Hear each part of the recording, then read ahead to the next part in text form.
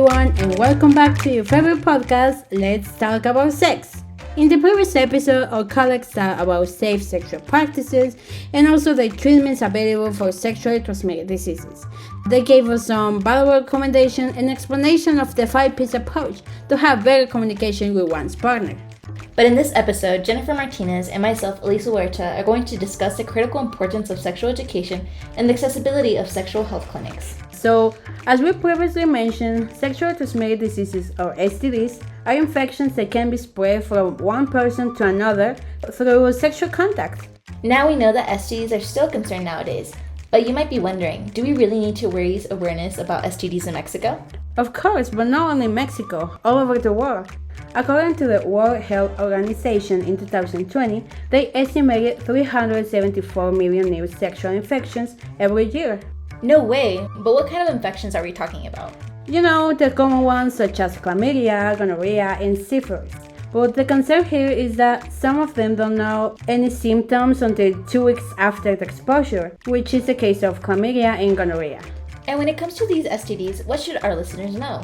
Well, chlamydia is a very common STD that infects both men and women, and in most of the cases people don't have symptoms, but if they don't have a treatment on time, it can lead to serious damage to a woman's reproductive system.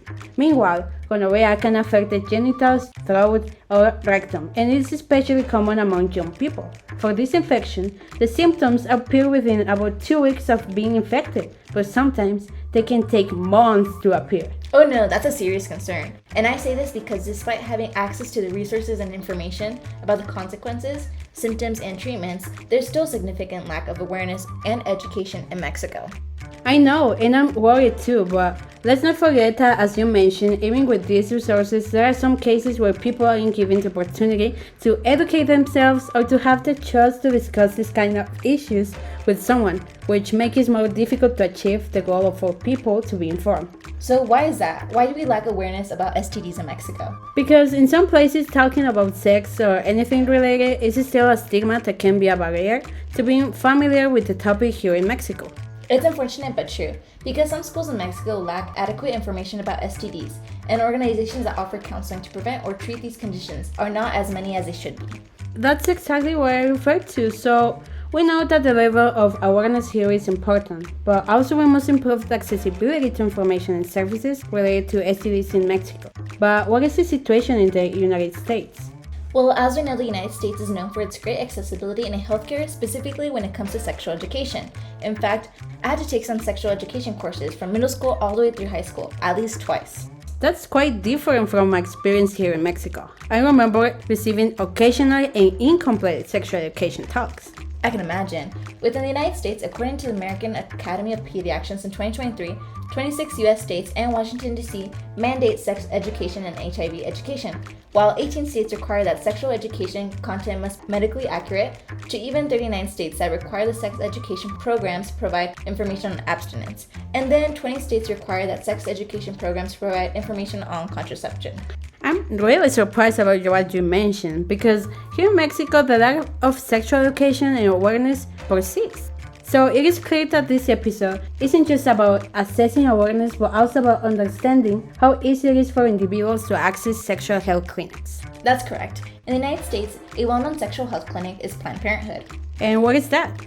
For our listeners, it is important to know that Planned Parenthood is one of the nation's leading providers of high quality and an affordable cost of healthcare for women, men, and young people, and the largest provider of sexual education within the United States.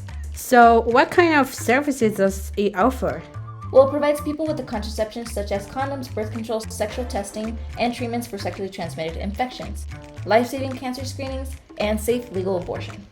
Oh yes, I think I have heard about this before, and they have a person in all 50 states, right? Yes, as well as Washington, D.C., Planned Parenthood has 49 affiliates which operates more than 600 health clinics. But what about Mexico? Are there similar clinics here?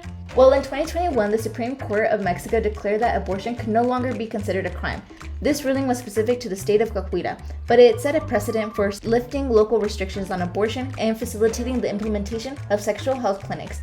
As a result, it is now legal in some states, Mexico, including Mexico City, Oaxaca, Coahuila, and others. So at least we are starting to see an increase of sexual health clinics in Mexico, which can increase the chances of sexual education because of the many benefits these health clinics provide. Exactly, and also these clinics can provide free condoms and contraceptives to promote safe sexual practices and prevent the spread of sexually transmitted diseases. It is all about encourage safe practices and ensuring that people have access to the information and services they need to protect their sexual health. So listeners, we urge you to share this information with others to help prevent the spread of sexually transmitted diseases, reduce the lack of sexual education in Mexico, and increase awareness of the risk associated with STDs. Let's not only raise awareness, but also highlight the benefits of sexual health clinics and shed light on their accessibility. Thank you for tuning in, and we'll catch you in the next episode of Let's Talk About Sex.